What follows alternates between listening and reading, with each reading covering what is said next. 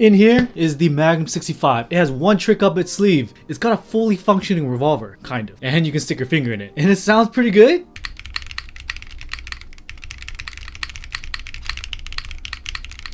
Let's pop this open.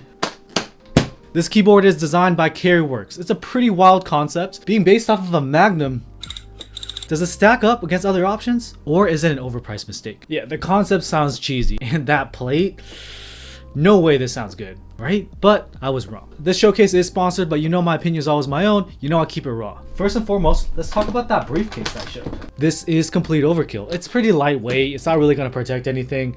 And the language is kind of cringe. But it's an extra little add-on that really sells the idea that this is a Magnum. I'm on board with this one. Carryworks really took the theme of this keyboard and implemented it in a manner that makes sense. Aesthetically, the keyboard is solid. We got curves, we got round edges, nothing looks too sharp. The USB port fits regular USB cables. It's pretty solid. To really drive the theme home, they have removable bullets on the right. And it looks pretty sick. Clearly isn't a bullet casing. It's more understated from the top.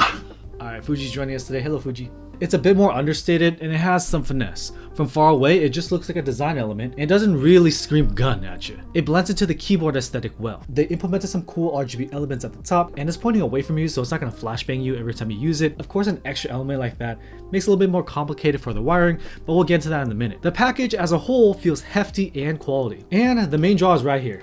A revolver weight design that is semi-functional. You can rotate it and it'll click, look. Is it ASMR?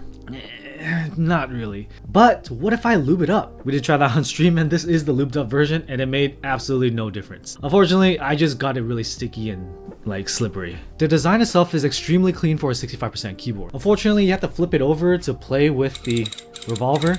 It's not really a fidget thing for all the time, but it's nice to know it's there and it looks really cool. It comes off of the keyboard as well. I personally don't love the font and the stars right here.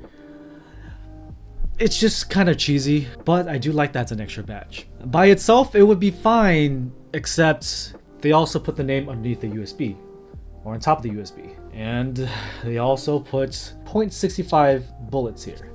I get it.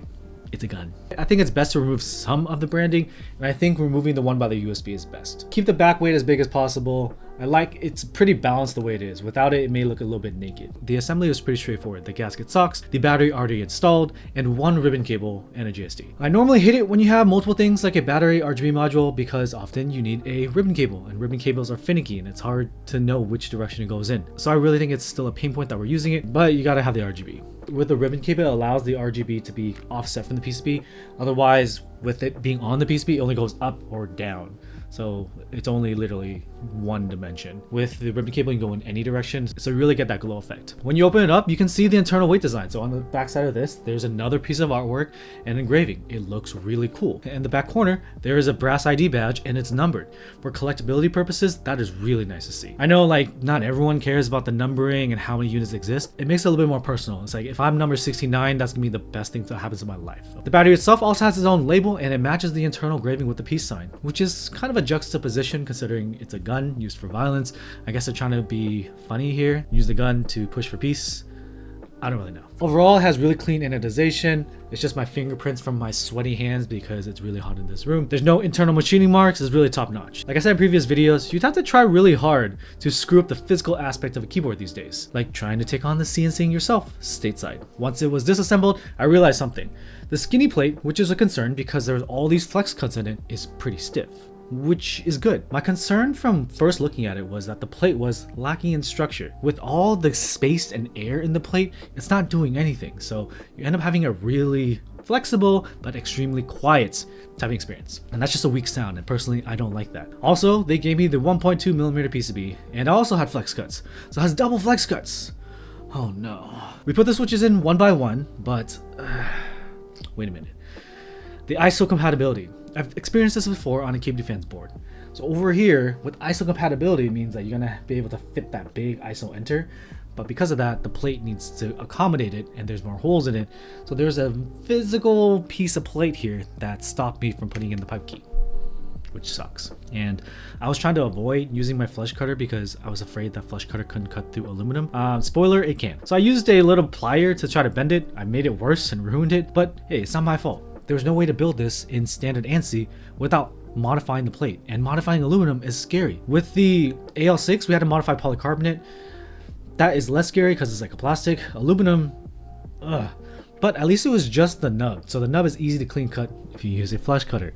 I didn't. I'm not very smart. I did report the issue to Click-Clack, and they're gonna work with Carryworks to fix the plate for the production run. If you just remove that nub, it should be fine. Use a flush cutter, like an actual flush cutter. Don't use scissors or nail cutters or something. You'll be fine. Despite my personal fears of the flex cut plate, the plate did have some thickness to it. It was pretty sturdy, and we built it with no foams whatsoever and closed back up. RGB popped on, and we're in business. The assembly also was screwless, so there's no screws anywhere. So it's hidden by the keycaps, which is really nice. The keyboard has a lot of thought put into it. It's a nice finished product. It doesn't feel like some kind of side project. And if you're into it, it has 4-device Bluetooth.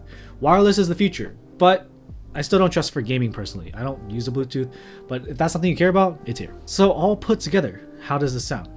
Honestly, not bad.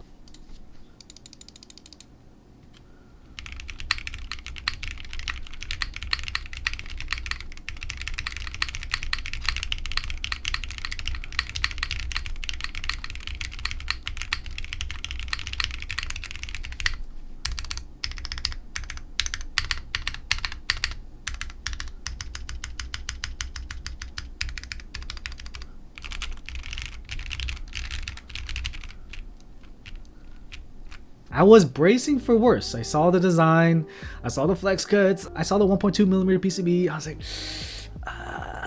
But the Gascam mount is executed pretty well, and the sound is pretty nice using MX Blackstone aluminum, which isn't a cheater config in any way. It's just a nice sounding combo in a lot of boards. It sounded really good in the Cycle 7 as well. It doesn't sound that thin despite all the design elements to yield a flexier typing experience.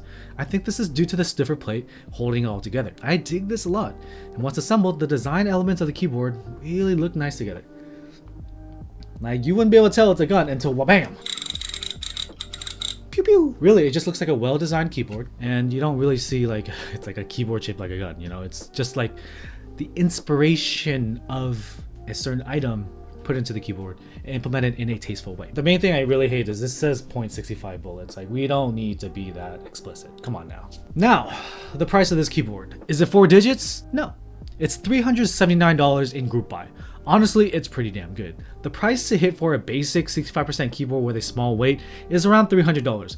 Of course, there's like the true budget mass manufactured keyboards, kind of mass manufactured, like the Neo 65, but this definitely has a more intentional design to it. It has the curves, it has the custom weights, and it has all the internal stuff that makes it cool, and it's numbered. So they're not gonna be doing like redrop after redrop after redrop. You kind of have something special. The seeing, especially for the rotatable weight, hopefully I get the right direction. There we go.